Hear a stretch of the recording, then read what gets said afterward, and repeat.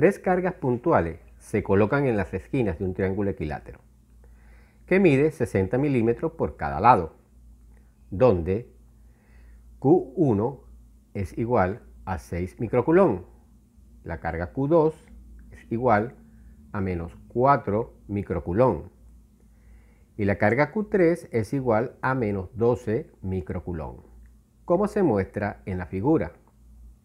Y nos preguntan, ¿cuál es la magnitud y dirección de la fuerza resultante que actúa sobre la carga Q3? Primero vamos a escribir la información que nos proporcionan. Entonces, si observamos las magnitudes de las cargas son 6 microcoulomb para Q1, menos 4 microcoulomb para la carga 2 y menos 12 microcoulomb para la carga 3. Y recordemos que el prefijo micro equivale a 10 a la menos 6. Por lo tanto, en cada una de las cargas, en lugar de escribir microcoulomb, escribimos 10 a la menos 6 coulomb. Además, nos dicen que cada lado del triángulo es igual a 60 milímetros, es decir, 60 por 10 a la menos 3 metros, ya que el prefijo mili equivale a 10 a la menos 3. Y con esta información nos piden determinar la magnitud del vector resultante que actúa sobre la carga 3 y también la dirección de este vector. Ahora, para determinar los que nos piden, primero vamos a calcular la magnitud de la fuerza electrostática entre las cargas 1 y 3 y también entre las cargas 2 y 3. Y para calcular cada una de estas fuerzas, vamos a utilizar la siguiente expresión, en donde F sub E es la magnitud de la fuerza electrostática. K es una constante y tiene este valor. La carga Q1 y Q2 son las magnitudes de las cargas y R la separación entre ellas. Procedemos a calcular la fuerza electrostática entre 1 y 3 usando esta expresión. Por lo tanto, solo vamos a sustituir los datos. Y a esta fuerza la vamos a denominar F sub índice 1, igual a la constante K. Es decir, 9 por 10 al 9 newton por metro cuadrado entre coulomb al cuadrado, que multiplica a la carga Q mayúscula, su índice 1, que en este caso es igual a la carga Q minúscula, su índice 1, es decir, 6 por 10 a la menos 6 coulomb, y que multiplica a la carga Q mayúscula, su índice 2, la cual en este caso es igual a la carga Q minúscula 3, es decir, 12 por 10 a la menos 6 coulomb, entre la distancia que separa las cargas al cuadrado, es decir, 60 por 10 a la menos 3 metros elevados al cuadrado. Ahora realizamos la operación en la calculadora y comenzamos escribiendo la fracción. Y en el numerador colocamos 9 por 10 con exponente 9 multiplicado por 6 por 10 con exponente menos 6. Y también multiplicado por 12 por 10 con exponente menos 6.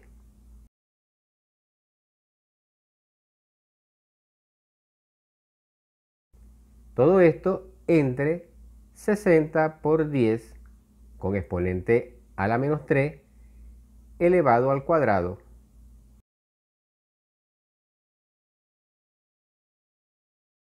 y esta operación es igual a 180 newtons.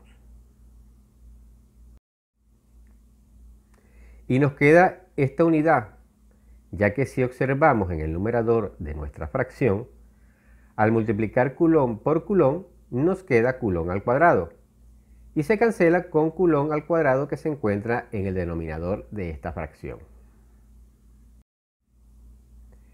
Y también en el denominador y numerador de esta fracción vamos a tener unidades de metros a cuadrado. Por lo tanto, estas se cancelan y solo nos queda la unidad Newton. Por consiguiente, la magnitud de la fuerza electrostática entre la carga 1 y 3 es de 180 newton. Ahora vamos a calcular la magnitud de la fuerza electrostática entre las cargas 2 y 3. Y para ello, sustituimos los datos nuevamente en esta expresión. Ya la fuerza electrostática entre estas dos cargas la vamos a llamar F subíndice 2, que va a ser igual a la constante K, es decir, 9 por 10 a la 9 newton por metro cuadrado entre coulomb al cuadrado, que multiplica a la carga Q mayúscula 1, que en este caso es igual a la carga Q minúscula 2, es decir, 4 por 10 a la menos 6 coulomb, y que multiplica a la carga Q mayúscula 2, la cual en este caso va a ser igual a la carga Q minúscula 3, es decir, 12 por 10 a la menos 6 coulomb. Todo esto entre la distancia que separa a estas dos cargas al cuadrado, es decir, 60 por 10 a la menos 3 metros elevado al cuadrado. Enseguida realizamos esta operación en la calculadora y colocamos la fracción. Y en el numerador escribimos 9 por 10 con exponente 9. Lo multiplicamos por 4 por 10 con exponente menos 6. Y también multiplicado por 12 por 10 con exponente menos 6. Ahora lo dividimos entre 60 por 10 con exponente a la menos 3 elevado al cuadrado.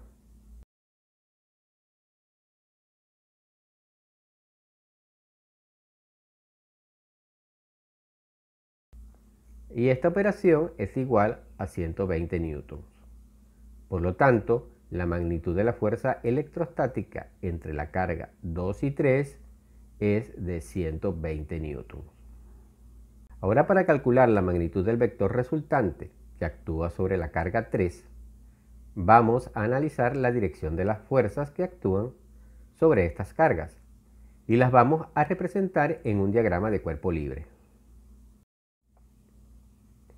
Y comenzamos a analizar las fuerzas entre la carga 1 y 3. Entonces, si observamos, estas dos cargas son de signos opuestos.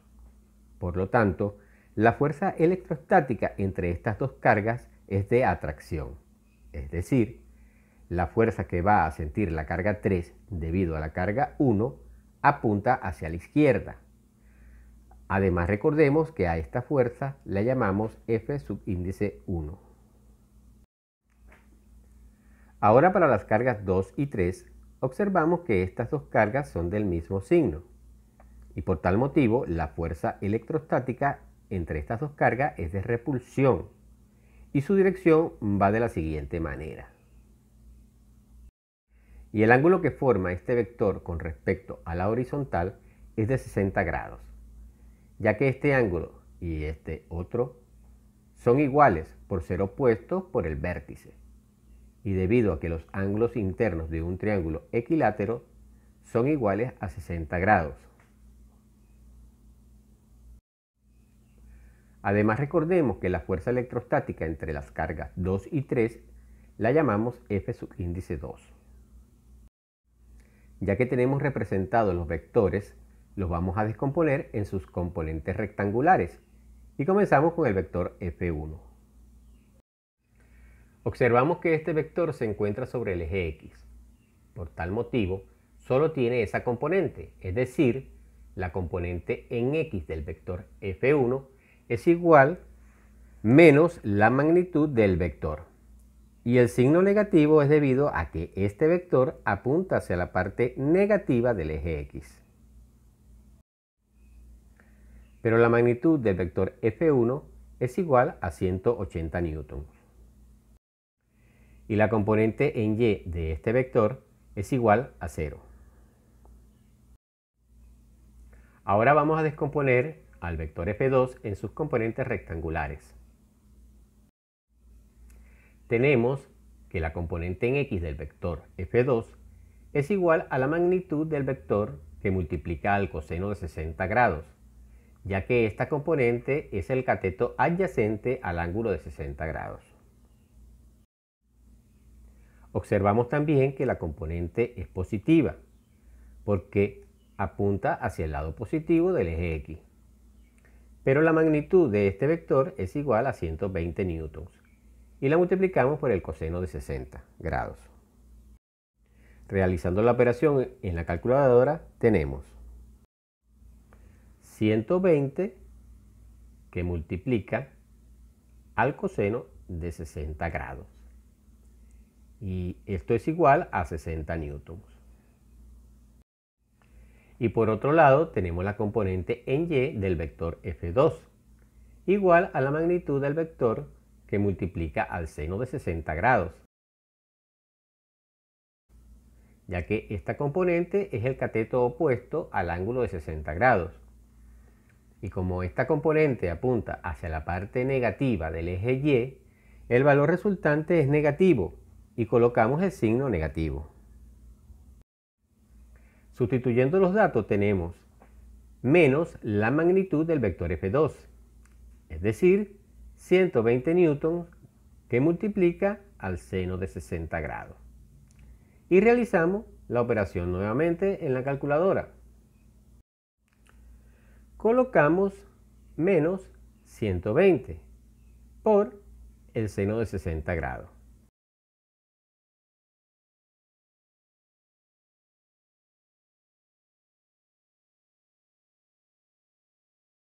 Y esto es igual a menos 103.9 newtons. Esto redondeado a un decimal. Teniendo ya todos los vectores en forma rectangular, procedemos a calcular las componentes en x y y del vector resultante. Esto mediante las siguientes expresiones. La componente en x del vector resultante es igual a la suma de las componentes en x de todos los vectores. Y la componente en y del vector resultante es igual a la suma de las componentes en y de todos los vectores. Y calculamos cada una de estas componentes. La componente en x del vector resultante es igual a la componente en x del vector f1 más la componente en x del vector f2, donde la componente en x del vector f1 es igual a menos 180 newton.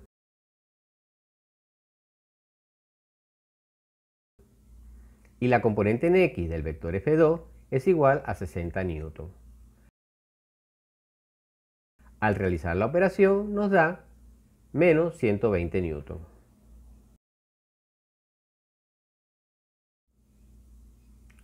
Para la componente en y del vector resultante,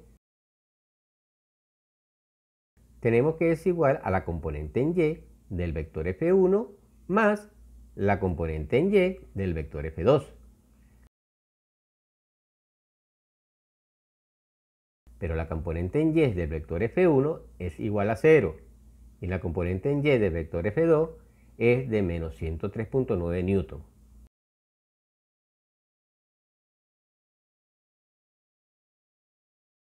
Y esta operación es igual a menos 103.9 newton. Teniendo las componentes del vector resultante, podemos calcular su magnitud y dirección. Y para conseguirlo, vamos a utilizar las siguientes expresiones. En donde f sub r es la magnitud del vector resultante y alfa el ángulo que forma el vector con la horizontal. Además, en la tangente inversa, las barras denotan el valor absoluto de esta cantidad. Y comenzamos a calcular la magnitud del vector resultante. Y para esto vamos a sustituir estos datos en la expresión. Entonces tenemos que la magnitud del vector resultante es igual a la raíz cuadrada de menos 120 newtons, elevado al cuadrado.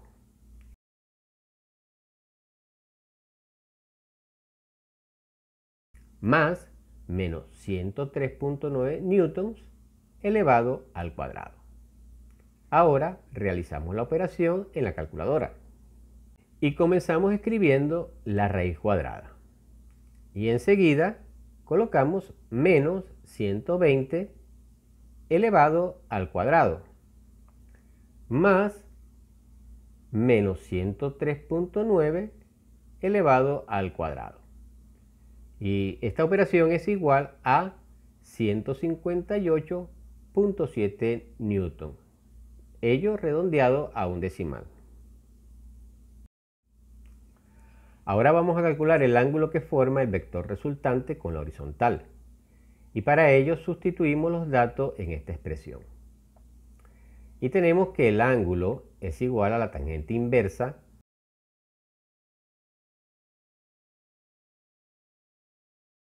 del valor absoluto de menos 103,9 newton, ello entre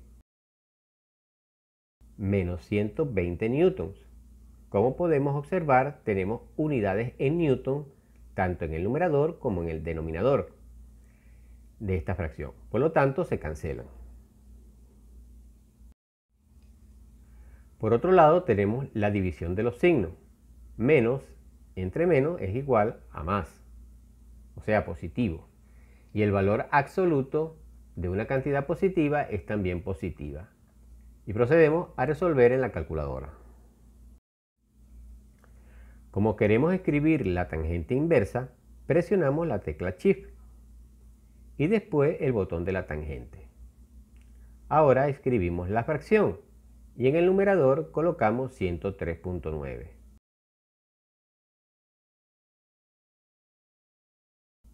En el denominador 120. Y esto es igual a 40.9 grados, redondeado a un decimal. Por último, localizamos el vector resultante en el plano cartesiano, en donde el origen es el punto donde se encuentra la carga 3. Y para ello primero dibujamos las componentes del vector resultante, tanto en X como en Y. Y aquí las tenemos. Ahora el vector resultante es el vector que va desde el origen hasta donde termina el vector vertical. Y este ángulo que forma el vector con la horizontal es el ángulo alfa. Pero recordemos que la dirección del vector es el ángulo que forma el vector con respecto al eje positivo de las X. Es decir, este ángulo, el cual es igual a 180 grados más el ángulo alfa, que es igual a 40,9 grados. Y resolviendo la suma nos da 220,9 grados.